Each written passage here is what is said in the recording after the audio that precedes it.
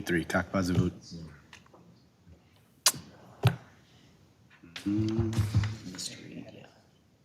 You're live. Taneytown Planning and Zoning Commission, please come to order.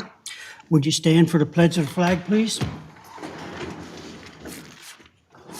I pledge allegiance to the flag of the United States of America, to the republic for which it stands, one nation, under God, indivisible, with liberty and justice for all.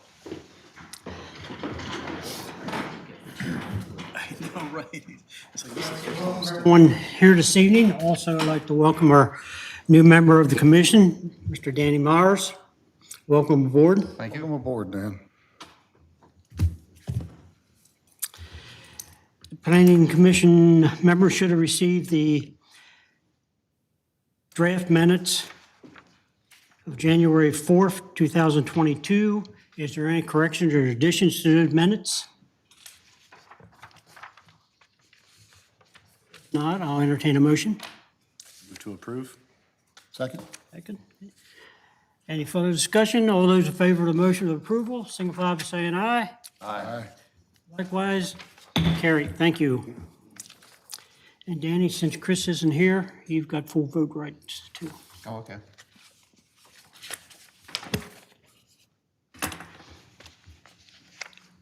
On the agenda for this evening, delegations and action items. Review of pending Taneytown Zoning Board of Appeal case. Hearing date February 9th, 2022, 6:30 PM. Case number 2022-219. 208 Colbert Street. Special exceptions, home occupation.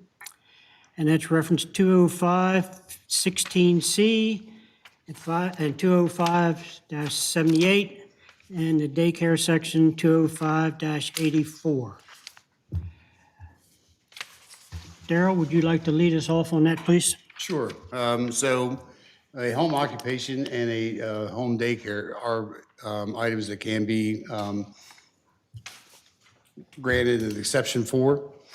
Ms. Derry's plan does cover all the, per her paperwork, the square footage amount of the home that she will occupy. She has the owner employee.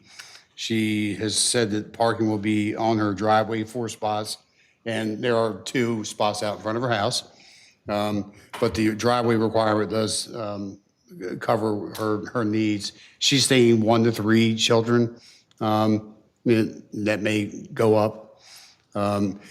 Because it's the licensing, she's granted a special exception, the county is where all of her work's really going to be with, the CPR requirements, fire escape, and many other dietary, those types of things.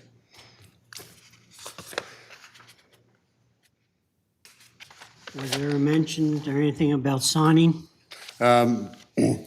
She is not worried about having a sign. Okay. And I noticed she put quite a bit in there about the fence, since the fence is all surrounded by the neighbors. I was going to bring that up. Where's the liability become down the road if neighbors takes a fence down? I mean, where do we stand with that? Maybe that's a Jay question. So if the Board of Zoning Appeals makes it a condition that they have a fence, she kind of has one by default. But if somebody takes the fence down, then she'd have to stop operations until she put her own one up. So she wouldn't be required to put one up today because she could say, I have one. But the problem is enforcing it and keeping track of it, right? We all know about it on day one, but 5 years from now, we won't really know. So. But as long as the Board of Appeals states something that we're not liable. Right, we're not Okay, liable, okay, and all right. if we do, somebody drives by and says, hey, they're supposed to have a fence, and they have a daycare, and it's not there, then she would be in violation and her permit would be pulled. Okay. Notice the the fence does not enclose the front of the house. So the side is open, along next to the house, between the properties. You mean like the side yard, you can walk from the Yes. street straight? Yes. See, that would probably need to be addressed in some fashion, like a fence on the 4th side, if you will, since 3 sides are done. but you may want to make some type of recommendation because the Board of Zoning Appeals needs help, needs, Right. Anyone on the commission have any comments? No, that was the only thing I had about the fence when I saw that. I think maybe down the road, it's something that the city council should talk about. We should have a register for all these daycare homes. Once they go through this office up here, then we don't really track them. Is that right, Jim? That's correct. Sorry. Yeah, so City of Taneytown has we don't have a license for home daycare. It'd be different if you were a facility like, so we'll leave that at that. But the county probably has a requirement for fencing. I'd be shocked if they don't, because of the 3 or 4 of the people that I know that have home daycare, they have fencing, especially if the kids are gonna be outside. From my understanding, there's an annual check-in with Yeah. the certifying board. So that goes through the for county. daycares. County, that, dietary, what they're playing with. Right. Everything. So maybe our liaison can take something back to the city council, that would be something we'd be interested in seeing? Or, Well, Jim? wouldn't that be repeating what the county already handles? well, we don't know what happens after the county. I mean, if, the case with the fence, if they take the fence down, how are we gonna know that? Right. Well, then. Or if their sign goes up in the front yard, Well, I can't speak to the sign, because that would be an us thing, but if there was no fence around the daycare during the county's recertification annually of the daycare, if there was no fence, then they would have to shut down because they would not be upholding the parameters of the daycare certification through the state or the county. But I can't speak to the sign. okay? That's- So a few comments there. I have not looked into this for several years, but when I did do something of a little study on how many family daycares that were approved by the Board of Appeals were still in business several years later, we found that many were not. It seems somewhat routine that a family daycare opens typically when the homeowner has younger children and there's a stay-at-home parent and they want to have some extra income. So they'll do a family daycare for several years until their kids are in school full-time, and at that point, many of them return to work outside of the home. There are some that have treated it more like as an actual business and have, kept a family daycare going even though their kids have, grown and moved on and they're still operating a family daycare. But when we did that little bit of homework, and at that point, family daycares were getting a subsidized Board of Appeals rate. They were not being charged the full $600 deposit everybody else was. And the question came up of, we're subsidizing these businesses. Are they staying in business? And we found that the majority were not staying in business more than a few years. So at that point, it was somewhat difficult to find a list of licensed daycares through the State Department of Education. I believe that's the actual licensing agency. But again, it's been some years, so I could be off on that. So getting back to, I guess, the initial question of the follow-up, it would take some digging. It's not something where you can just go online and find a list of all the family daycares in a zip code or something like that. There are some, I suppose, concerns about that information being too easily available for the safety of the children. So if we really wanted to, we could do that work and figure it out. But several years ago, that's what we found. That was just some of my thoughts and concerns about it. That makes sense. So any comments from anyone else?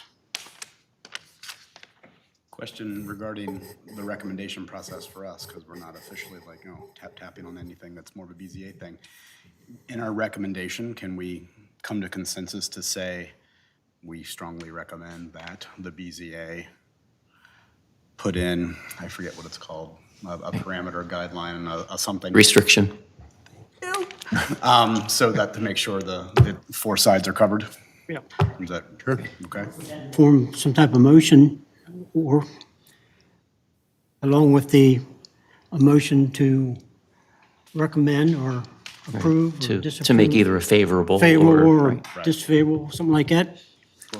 Lee, would you want to put something together like that? Sure, so I move that we convey a favorable recommendation for the home daycare, given that the backyard has four sides enclosed by a fence. Okay. Is there a second to that? I'll second it. Okay. Any further discussion? That's it. Okay, everyone understands the motion? So all those in favor, signify by saying aye. Aye. Aye. Opposed likewise, carried unanimously. Thank you.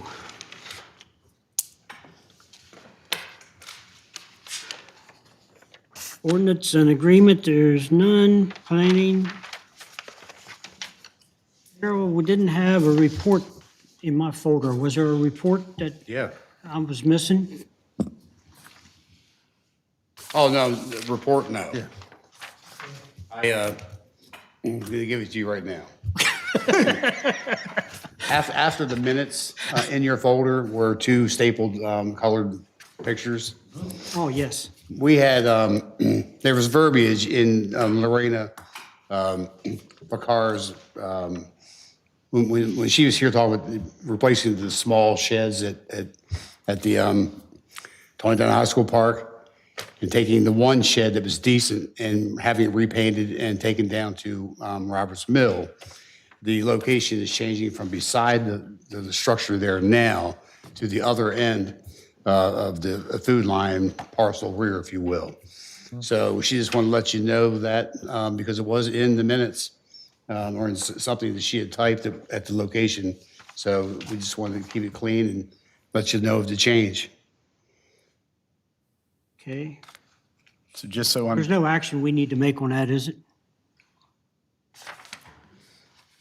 I don't think your approval of relocating the shed specified the exact location in the park, but I think some of Lorena's support documentation did include that, so she just wanted to make sure that there are no objections to the new location. Okay. Just so I'm clear, my apologies, I'm slow at times. So these are beautiful aerial images. Aren't they? So just to be sure, so our top sheet has the new red rectangle. Originally, it was going to be next to the already standing, but now it's going to be upstream on the other end, true? Correct, yep. Okay, just to be sure. The parentheses below confuzzled me, but I'm on it now. Thank you. Okay. Outside of that, sir, I have nothing else to add. I guess I do want to say that Edith Kelso has resigned from the Board of Appeals. She's been on there for quite a long time, a lot of volunteerism hours, and greatly appreciate her service. We are looking for other members. So as you all are out, and you're talking about you being on this commission, if you have someone in mind, encourage them to apply to the mayor for a future board. I mean, we've had a number of turnaround here lately, so I think it's what, four people had, 4 new members of the different boards, actually more than that, if you count some of the others. So just put out the word. Yep. All right. Action projects? Nothing else with this list except for, we did get a letter concerning the Taneytown crossing for the conditional approval of the stormwater. But we have to do we have to do some more on our end, and hopefully we can get that off the list, Okay. Do a little color commentary. if you want to. Okay. So Taneytown Crossing is working on their closeout process, and part of that is to do as-built drawings for the stormwater management facilities.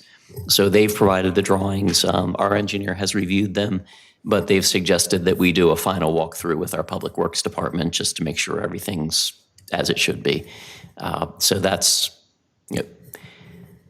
just part of closing out the project. Once we have their stormwater as-built, we make sure that they've dedicated any public facilities to us that they need to, any deeds of easement, things like that. Jay's involved in that process. And once all that's said and done, we get to close out their escrow account and give them back any money that's left in there, and then they will drop off your list. Okay. So. Okay, we'll talk anything about Duffy, I've got something quick on that, if you don't mind. Sure. just so everyone's up to speed. So this one, and we're still kind of transitioning some of the site plan stuff.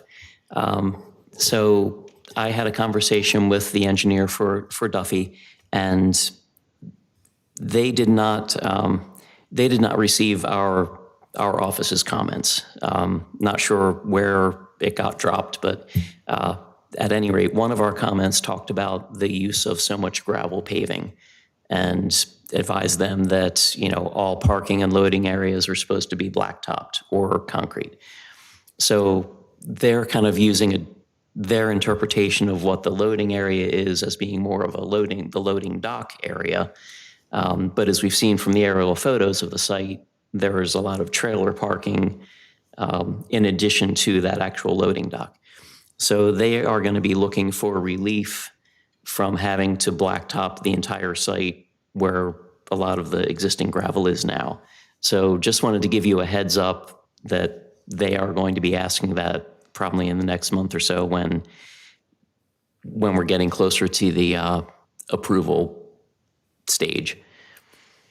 So there is precedent within the industrial district of sites that were not required to blacktop everything that do have gravel for pavement.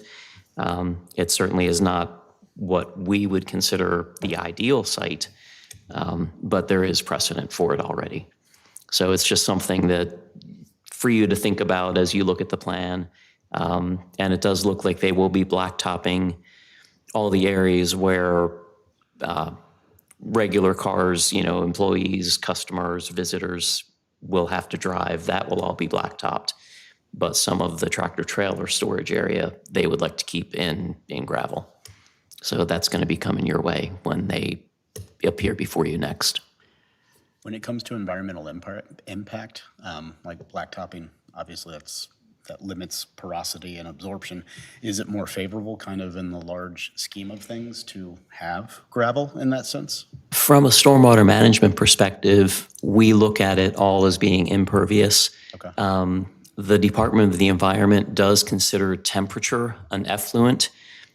So you would get increased temperature from runoff from blacktop as opposed to gravel.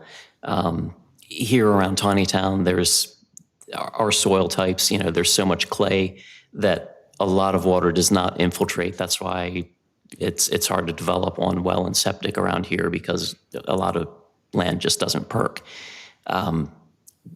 That said, there might be a little bit of infiltration ability through the gravel, probably not anything notable because it gets driven on and compacted, and it's going to restrict the flow pretty significantly as well. There might be a little bit of, flow that gets through there, but very little actually infiltrates into the ground regardless, whether it's, the stormwater pond. Most of our stormwater practices are just, are largely storage. We have very few stormwater facilities that actually count on infiltration to work. So in this particular instance, what's the main driving factor of having initially the want to be everything blacktopped, if it's kind of the same? I think the way and I wasn't around when that code was drafted, I would imagine that it simply gives a more finished appearance, and it probably has less washout possibilities and things like that. I think the stone is often looked at as a more temporary budget and a budget-conscious solution. But gravel, for example, simply wouldn't work in the main parking lot in a shopping center, and you're going to have gravel tracked out onto the roads and things like that. An industrial site that doesn't have that volume of traffic in and out, a little different scenario. Thank you, sir.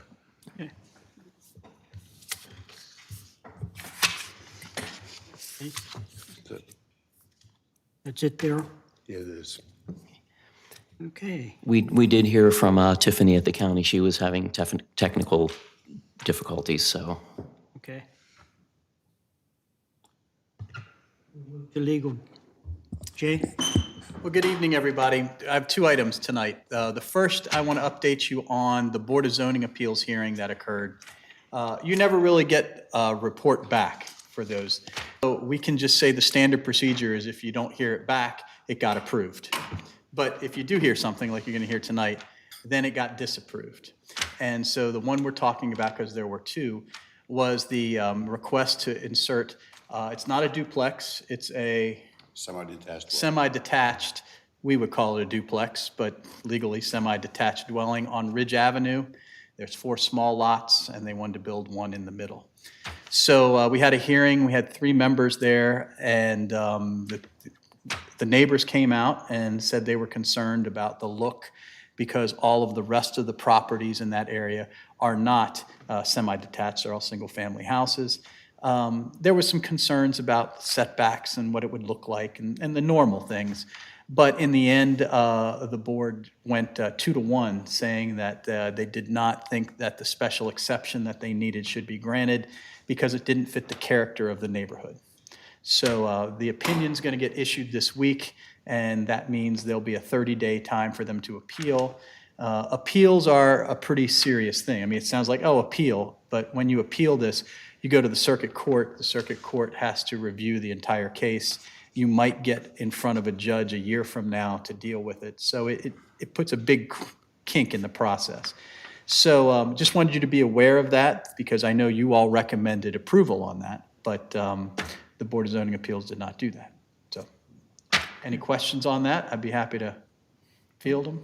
No, but thanks for update. All right, and we'll keep you updated if an appeal is filed because then we're in a litigation footing, and so, like turtles, we'll all go back into our shells until we see what happens. So that's item 1. Item 2, I'm going to step over to the podium so I can show you this. Mr. Hale said I should give you an update.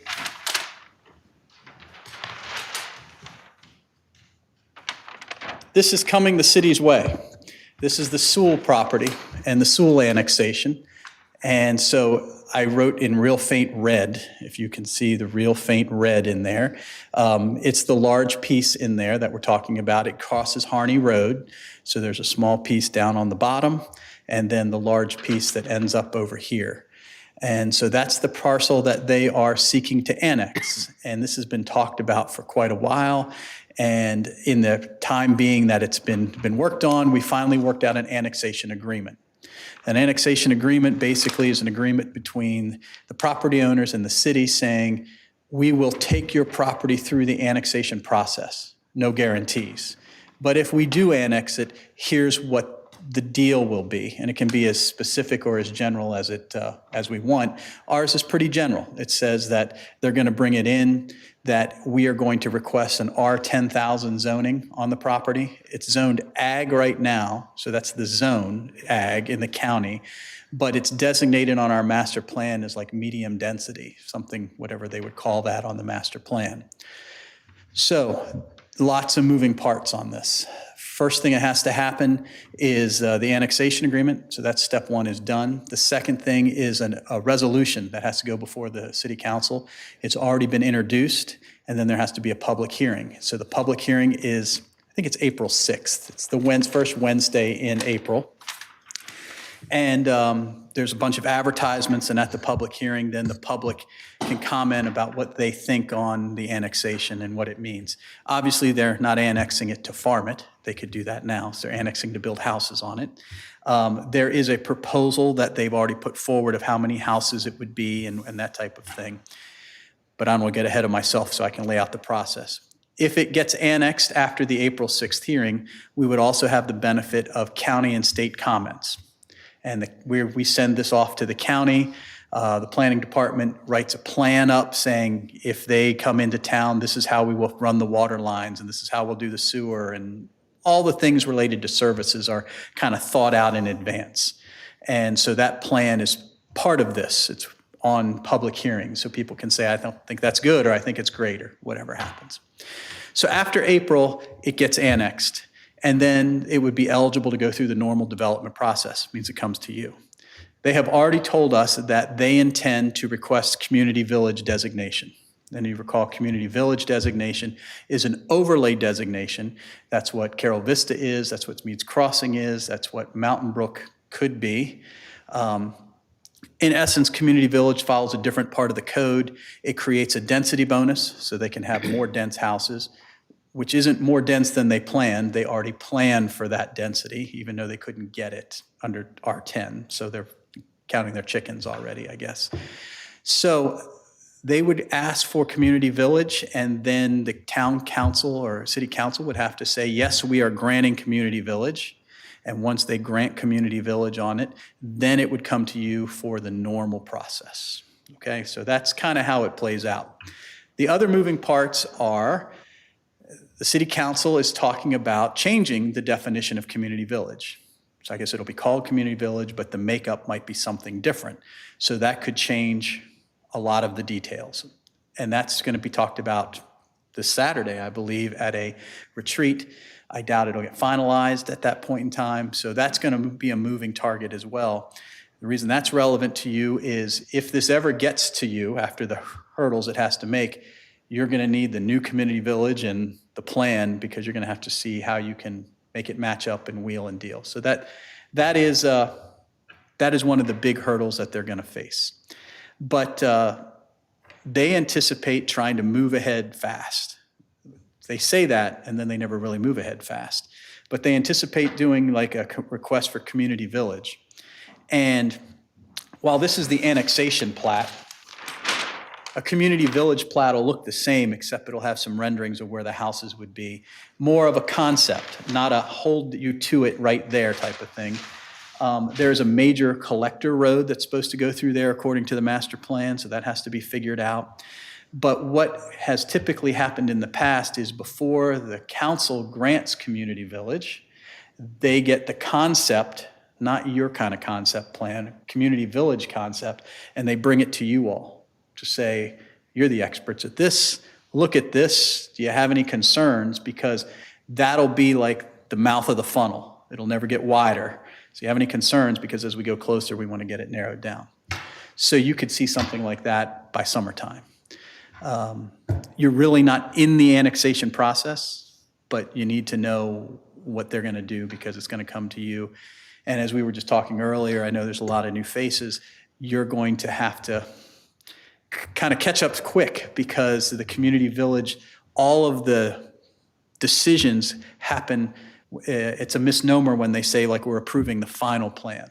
The final plan is like approving the draft that's been circulated to everybody. It's a done deal, except for checking it off. The big deal is the preliminary plan, and that's up front in the process. So you could be seeing something like that by year's end type of thing.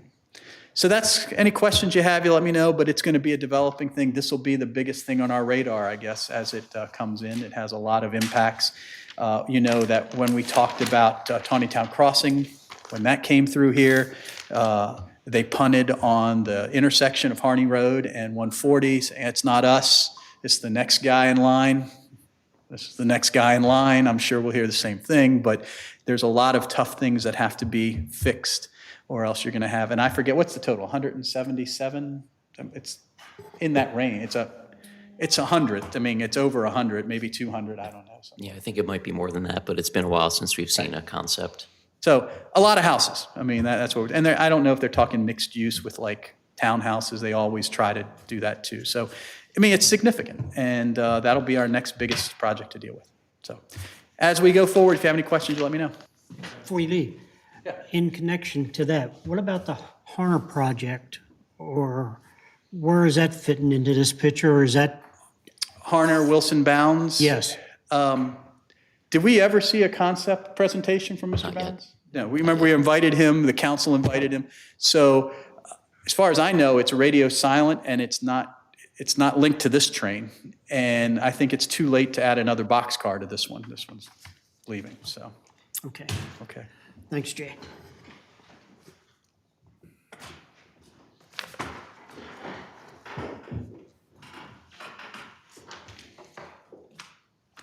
Jim or Daryl, do you have anything to add to that before I move on? I do not. What about the county? Tiffany, make it on? No, sir, we were not able to work it out. I resent the link and still having difficulties. So what was on the table before you all sat down? Is her report from the county?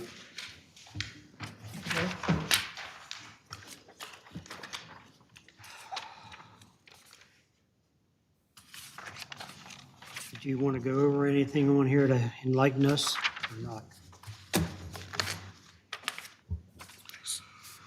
not? I was honestly gonna let her read it to us. I mean, the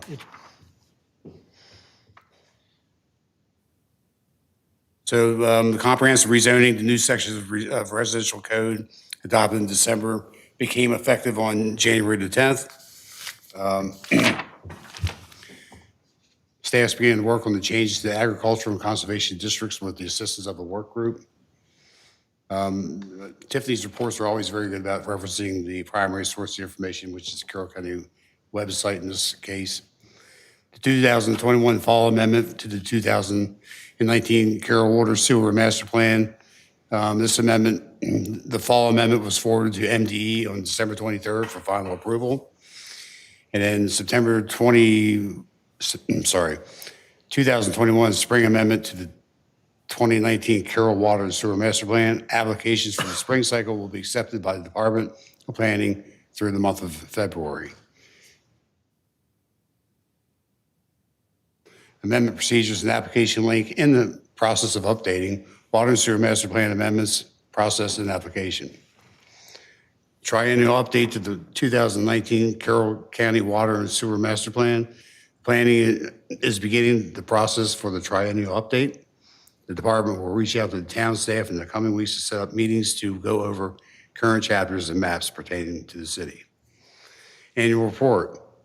Planning is compiling information for the 2021 annual report due to the Maryland Department of Planning, due to MDP by July 1st. And they are also requesting towns submit planning commission approved worksheets and supporting data for the certification letters by March 11th. We're working on that. We will have that to you next meeting. Next meeting? Yeah. All right. Other business? Anything else we need to discuss? The retreat that you're having Saturday, it's open to the public, but we can't speak, right? So where is it going to be? Up here? Here, And at what time? 9 o'clock. 9? 9 to 12 is the intended, well, until we finish, but the guess is it'll be 3 hours. Okay.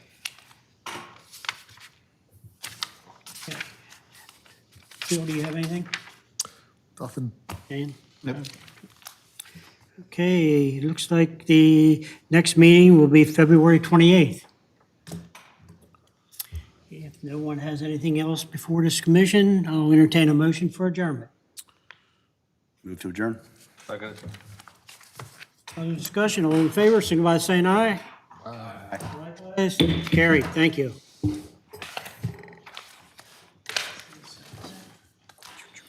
See what I mean? We talk about it today, but it'll be a year before it comes back. Yeah, I was getting ready to. Well, I wanted your name on it. I want to get your name in the paper. Thanks, Jess. Take care. Yep.